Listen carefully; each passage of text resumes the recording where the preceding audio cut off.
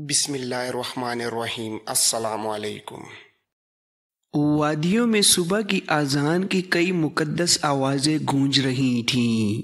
سلطان ایوبی نے غسل کیا، اپنی تلوار نیام سے نکالی اور اس کی چمک اور دھار دیکھی تو جذبات اچانک ابل پڑے۔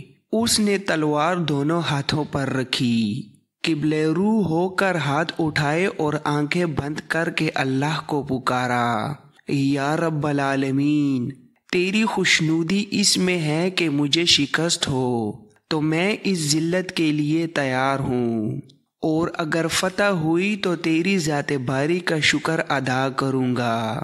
آج میں تیرے رسول صلی اللہ علیہ وآلہ وسلم کے نام لیواؤں کے خلاف لڑ رہا ہوں۔ اگر یہ گناہ ہے تو مجھے اشارہ دے کہ میں اپنی تلوار اپنے پیٹ میں اتار دوں۔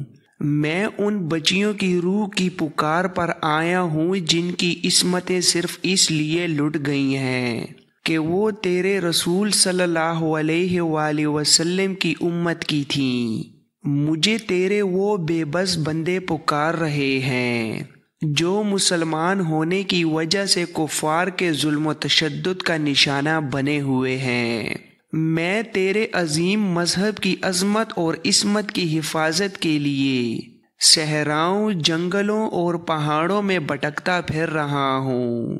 میرے رسول صلی اللہ علیہ وآلہ وسلم، میرے سچے رب ذوالجلال، میں آپ کے قبلہ اول کو آزاد کرانے چلا تھا۔ رسول صلی اللہ علیہ وآلہ وسلم کی امت میرے راستے میں آ گئی ہے۔ مجھے اشارہ دو کہ ان کا خون بہانا مجھ پر حلال ہے یا نہیں۔ میں گمراہ تو نہیں ہو گیا؟ مجھے اپنے نور کی روشنی دکھا۔ اگر میں حق پر ہوں تو ہمت و استقلال عطا فرما۔ اس نے سر جھکا لیا اور بہت دیر اسی حالت میں کھڑا رہا، پھر اچانک تلوار نیام میں ڈالی اور باہر نکل گیا۔ اس کے قدموں میں کچھ اور ہی شان تھی۔ وہ اس طرف چلا جا رہا تھا جہاں اس کے مرکز اور اعلیٰ کمان کے کمانڈر اور دیگر افراد باجماعت نماز پڑھا کرتے تھے۔ جماعت کھڑی ہو رہی تھی۔ وہ پچھلی صف میں کھڑا ہو گیا۔ اس کے ایک طرف اس کا باورچی اور دوسری طرف اس کے کسی کماندار کا اردلی کھڑا تھا۔ نماز سے فارغ ہو کر سلطان صلاح الدین ایوبی قرون حماتہ کی طرف روانہ ہو گیا۔ راستے میں اسے باری باری 4 قاصد ملے اور زبانی پیغام دیے۔ یہ دیکھ بھال کی پارٹیوں کے قاصد تھے جو ہران، حلب اور موصل کی مشترکہ فوجوں کی نقل و حرکت اور سرگرمیوں کی خبریں لائے تھے۔ یہ سلسلہ دن رات چلتا رہتا تھا۔ سلطان صلاح الدین ایوبی نے قاصدوں کو رخصت کر دیا۔ اس کے 7 سالار شمس الدین تھا۔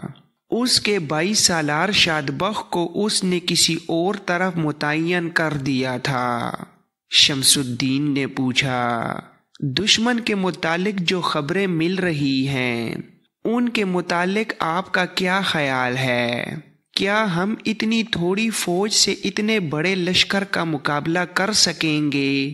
سلطان صلاح الدین ایوبی نے جواب دیا، میرے لیے یہ کوئی مسئلہ نہیں کہ دشمن کتنا لشکر لایا ہے اور میرے پاس کیا ہے۔ میں پریشان اس پر ہوں کہ دشمن حملہ کیوں نہیں کرتا۔ میرے ان مسلمان بھائیوں کے پاس صلیبی جاسوس ہیں۔ کیا صلیبی اتنے اناڑی ہو گئے ہیں کہ انہیں یہ بھی معلوم نہیں ہو سکا کہ مصر سے میری کمک آ رہی ہے اور میں کمک کے بغیر لڑ نہیں سکتا؟ اگر دشمن سرگرم ہوتا تو میرے تمام مسئلے حل ہو جاتے۔ دشمن کا یوں آ کے بیٹھ جانا اور مجھے اتنا وقت دے دینا کہ میں کمک حاصل کر لوں اور اسے ٹھکانے بھی لگا لوں، تمام تر فوج کے گھوڑوں کو پانی پلا کر پانی کا ذخیرہ بھی کر لوں، یہ میرے لیے پریشان کن بات ہے۔ مجھے خدشہ ہے کہ دشمن کوئی ایسی چال چلے گا جو کبھی میرے دماغ میں نہیں آئی۔ یہ لوگ کھیل تماشے کے لیے تو نہیں آئے۔ شمس الدین نے کہا، جہاں تک میں ان لوگوں کو جانتا ہوں ان کے پیش نظر کوئی ایسی چال نہیں۔ مجھے اپنے اللہ پر بھروسہ ہے، اللہ نے ان کے دماغوں پر مہر ثبت کر دی ہے، کیونکہ وہ باطل کی انگیخت اور مدد سے حق کے خلاف لڑنے آئے ہیں۔ ان کی آنکھوں پر پٹی بندھی ہوئی ہے۔ میں کسی گہری اور خطرناک چال کا خدشہ محسوس نہیں کر رہا۔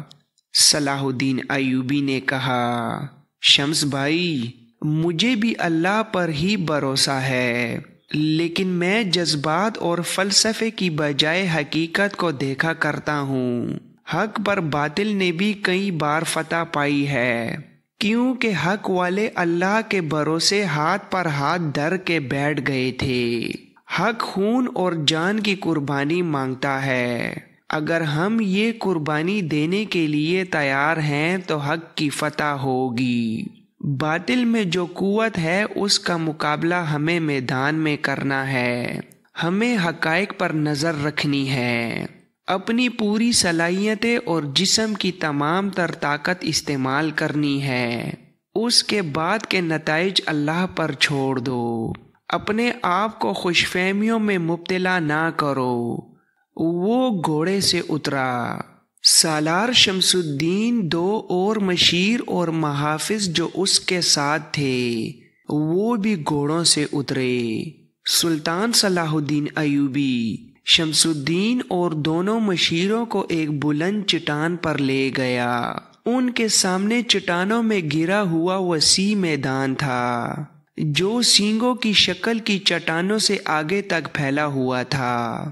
اس طرف جہاں سلطان صلاح الدین ایوبی کھڑا تھا، دو چٹانیں آگے پیچھے تھیں۔ ان کے درمیان وادی یا گلی تھی جو میدان میں کھلتی تھی۔ یہ گھوم پھر کر اس طرف باہر نکل جاتی تھی۔ میدان میں چٹانوں کے ساتھ ساتھ سینکڑوں چھوٹے بڑے خیمے کھڑے تھے۔ ایک طرف اس فوج کے گھوڑے بندھے تھے جو خیموں میں تھی۔ سپاہی گھوم پھر رہے تھے۔ کچھ ایسے بھی تھے جو دھوپ میں لیٹے ہوئے یا سوئے ہوئے تھے۔ انہیں دیکھ کر معلوم ہوتا تھا جیسے انہیں معلوم ہی نہیں کہ ان پر ایک بہت بڑا لشکر کسی بھی وقت حملہ کرنے کے لیے ان کے سر پر بیٹھا ہے۔ اگر وہ جنگی تیاری میں ہوتے تو ان کے خیمے کھڑے رہنے کی بجائے لپٹے ہوئے کہیں اور رکھے ہوئے ہوتے اور ان کے گھوڑوں پر زینے کسی ہوئی ہوتیں۔ سلطان صلاح الدین ایوبی نے کہا، ان دستوں کے سالاروں اور کمانڈروں کو میں نے جو ہدایات دی ہیں وہ تم تینوں ایک بار پھر سن لو۔ ہو سکتا ہے میں تم سے پہلے مارا جاؤں اور جنگ شروع ہوتے ہی مارا جاؤں۔ میرے بعد میدان کی ذمہ داریاں تم سنبھالو گے۔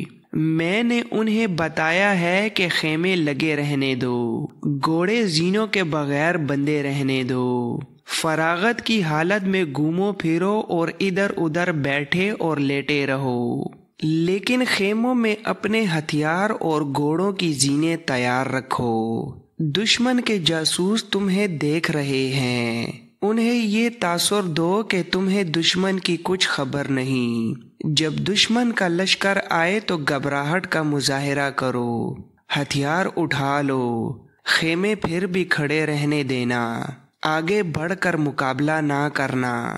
دشمن اوپر چڑھ آئے تو لڑتے ہوئے اتنی تیزی سے پیچھے ہٹنا کہ دشمن کے حملہ آور دستے تمہارے ساتھ ہی ان چٹانوں کے گھیرے میں آ جائیں۔ دشمن کو پسپائی کا تاثر دو۔ سلطان صلاح الدین ایوبی نے دو متوازی چٹانوں کے درمیان گلی کی طرف اشارہ کر کے کہا، میں نے ان دستوں کو بتا دیا ہے کہ اس گلی میں آ کر پیچھے کو نکل جائیں۔ انہیں جہاں اکٹھا ہونا ہے وہ جگہ بھی انہیں بتا دی ہے۔ اس نے وہ جگہ اپنے رفیقوں کو بتا کر کہا، ان دستوں کو دشمنوں کے عقب میں جانا ہوگا۔ ان چٹانوں پر میں نے دشمن کے استقبال کا جو بندوبست کر رکھا ہے وہ تمہیں معلوم ہے۔ یاد رکھو میرے دوستو، ہمیں یہاں کوئی علاقہ اور کوئی قلعہ فتح نہیں کرنا، ہمیں دشمن کو بے بس اور بیکار کرنا ہے تاکہ وہ ہمارے راستے سے ہٹ جائے۔ مجھے اپنے مسلمان بھائیوں کو دشمن کہتے ہوئے شرم آتی ہے، مگر حالات کا تقاضا یہی ہے۔ میں انہیں ہلاک نہیں کرنا چاہتا۔ میں نے احکام جاری کر دیے ہیں کہ زیادہ افراد کو زندہ پکڑو اور جنگی قیدی بناؤ۔ میں انہیں تلوار سے زیر کر کے اخلاق سے ذہن نشین کراؤں گا کہ تم مسلمان سپاہی ہو اور تمہارے بادشاہ تمہارے مذہب کے دشمن کے ہاتھوں میں کھیل رہے ہیں۔ سالار شمس الدین نے کہا، کسی قوم کو مارنا ہو تو اس میں خانہ جنگی کرا دو۔ صلیبیوں نے کامیابی سے یہ حربہ استعمال کیا ہے۔ سلطان صلاح الدین ایوبی نے کہا، مسلمان قوم کی مثال بارود کی سی ہے، یہ قوم جذباتی ہوتی چلی جا رہی ہے۔ بارود کے اس ڈھیر میں کہیں سے بھی چنگاری آ گرے تو یہ دھماکے سے پھٹ جاتا ہے۔ یہ چنگاری مسجد کے امام سے ملے یا عیش پرست حکمران سے، یا دشمن ہمارے ہی بھائیوں کے ہاتھوں یہ چنگاری پھینکیں، جذبات بارود کی طرح پھٹتے ہیں۔ اگر قوم کی یہ کمزوری جڑ پکڑ گئی تو قوم کا اللہ ہی حافظ ہے۔ قوم اگر زندہ رہی تو کفار اسے دھڑوں میں تقسیم کر کے لڑاتے رہیں گے اور قوم کے سربراہ اکٹھے ہوتے ہوئے بھی ایک دوسرے کے دشمن ہوں گے۔ وہ ایک دوسرے کو دھوکہ فریب دے کر سلطنت اسلامیہ کا بادشاہ بننا چاہتے ہیں۔ میں ان لوگوں کے دماغوں سے بادشاہی کا کیڑا نکال کر قوم کو راہ راست پر لانے کی فکر میں ہوں۔ میرے پیش نظر اسلام کا تحفظ اور فروغ ہے۔ قرون حماتہ سے تھوڑی ہی دور ہران کا قلعہ دار گمشتگین، جس نے خود مختاری کا اعلان کر دیا تھا، اپنے سالاروں اور چھوٹے بڑے کمانڈروں کو اکٹھا کر کے کہہ رہا تھا، صلاح الدین ایوبی صلیبیوں کو شکست دے سکتا ہے۔ وہ جب تمہارے سامنے آئے گا تو لومڑی کی ساری چالیں بھول جائے گا۔ وہ ہم میں سے نہیں، وہ کرد ہے۔ تم پکے مسلمان ہو، دیندار اور پرہیزگار ہو۔ وہ صرف نام کا مسلمان مکار اور عیار ہے۔ وہ یہاں اپنی سلطنت قائم کر کے اس کا بادشاہ بننے کی کوشش میں ہے۔ میں تمہیں اس کی جنگی کیفیت بھی بتا دیتا ہوں۔ اس کے پاس فوج بہت تھوڑی ہے اور وہ پہاڑیوں میں گھرا بیٹھا ہے۔ تھوڑی ہی دیر پہلے جاسوسوں نے مجھے اطلاع دی ہے کہ اس کی فوج خیموں میں آرام کر رہی ہے اور اس کے گھوڑے بھی تیاری کی حالت میں نہیں۔ اس کی دو وجوہات ہو سکتی ہیں۔ ایک یہ کہ اسے یقین ہے کہ اسے ہم شکست نہیں دے سکتے، اور دوسری یہ کہ اسے یہ خوش فہمی بھی ہو سکتی ہے کہ ہم اس پر حملہ نہیں کریں گے۔ وہ شاید صلح کے لیے ہمارے پاس ایلیچی بھی بھیجے گا۔ اب ہم اس کے ساتھ کوئی صلح یا سمجھوتا نہیں کریں گے۔ وہ اب ہمارا قیدی ہے۔ اگر زندہ ہمارے ہاتھ نہ آیا تو میں تمہیں اس کی لاش دکھاؤں گا۔ اپنے سپاہیوں سے کہہ دو کہ صلاح الدین ایوبی امام مہدی یا پیغمبر نہیں، اور اس کی فوج میں کوئی جن بھوت نہیں۔ ہم اس کی فوج کو بے خبری میں پکڑیں گے۔ اپنے سامعین کو اشتعال دلا کر اور ان کا حوصلہ بڑھا کر اس نے انہیں رخصت کر دیا اور اپنے ان خیموں میں چلا گیا جنہوں نے جنگل میں منگل بنا رکھا تھا۔ اس کا اپنا خیمہ بہت بڑا تھا جس کے اندر قالین بچھے ہوئے تھے اور بیش قیمت پلنگ تھا۔ شراب کی سرئی اور نہایت دلکش پیالے پڑے تھے۔ اندر سے خیمہ کسی محل کا کمرہ معلوم ہوتا تھا۔ اس کے ارد گرد کئی اور خیمے تھے جو فوجی خیموں سے مختلف اور خوبصورت تھے۔ ان میں حرم کی لڑکیاں اور ناچ گانے والیاں رہتی تھیں۔ خیموں سے دور پہرہ دار کھڑے تھے۔ گمشتگین کے خیمے کے باہر 9 آدمی اس کے انتظار میں کھڑے تھے۔ انہیں دیکھ کر گمشتگین تیز چل پڑا اور قریب جا کر انہیں اندر چلنے کو کہا۔ اندر جاتے ہی لڑکیوں کی ایک قطار ہاتھوں میں تشتریاں اٹھائے خیمے میں داخل ہوئیں۔ کھانا چن دیا گیا اور شراب کی سرائیاں بھی آ گئیں۔ گمشتگین ان 9 آدمیوں کے ساتھ کھانے پر بیٹھ گیا۔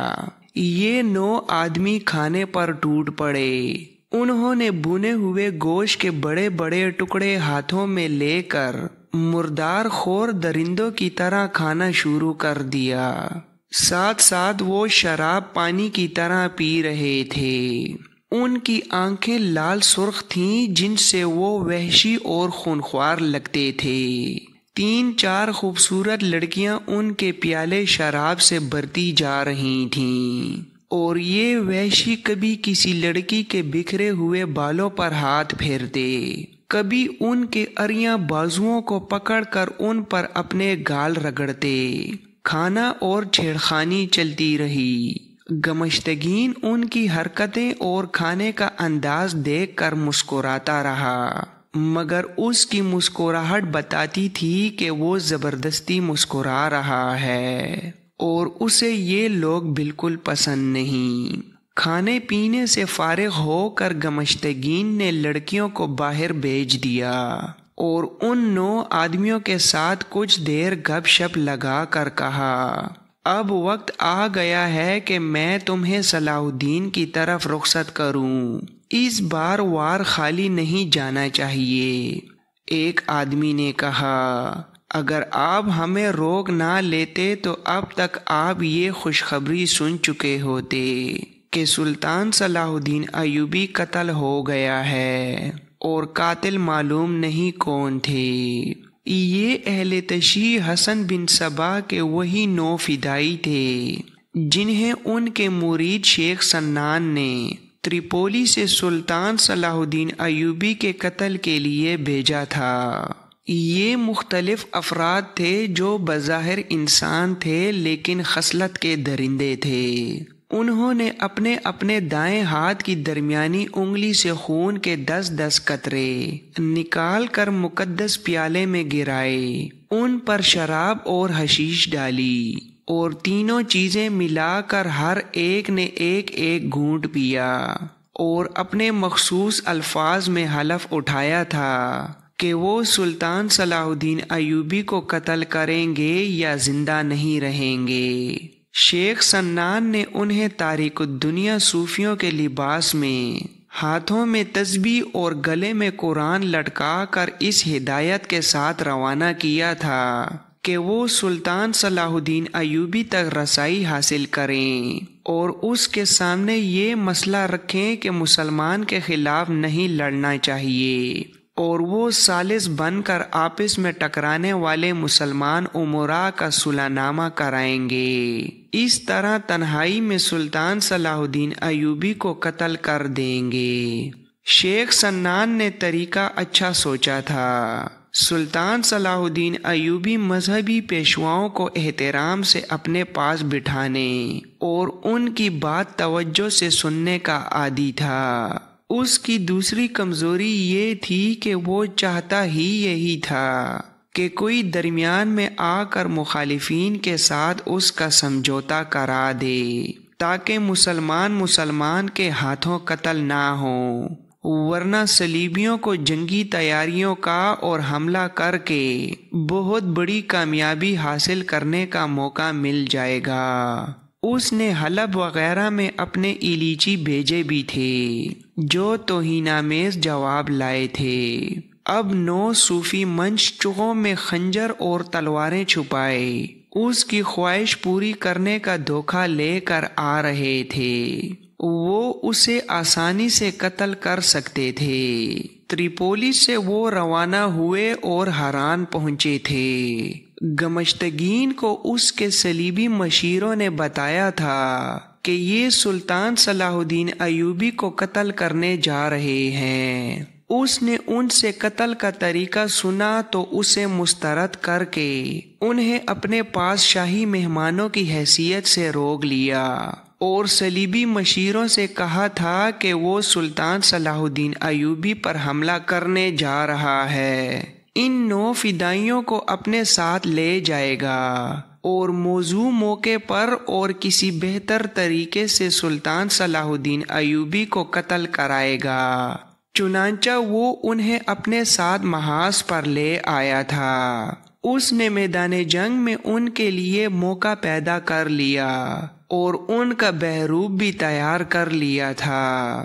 اس نے کھانے سے فارغ ہو کر انہیں کہا، آج میں تمہیں بتاتا ہوں کہ میں نے صلاح الدین ایوبی کے قتل کا کیا طریقہ سوچا ہے۔ تم نے صوفیوں کا جو روپ دھارا ہے وہ شک پیدا کر سکتا ہے۔ ایوبی کی نظر بڑی گہری ہے، اس پر پہلے بھی 4-5 قاتلانہ حملے ہو چکے ہیں، وہ اور زیادہ محتاط ہو گیا ہے۔ اس کے ساتھ 2 بڑے ہی تجربہ کار سراغ رساں ہیں، ایک علی بن سفیان اور دوسرا حسن بن عبداللہ۔ وہ ایک نظر میں انسان کو بانپ لیتے ہیں۔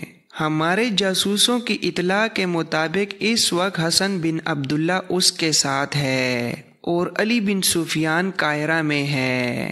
صلاح الدین ایوبی سے کوئی اجنبی ملنے جاتا ہے تو 2-3 سالار اور حسن بن عبداللہ اس کی بڑی گہری چھان بین کرتے ہیں۔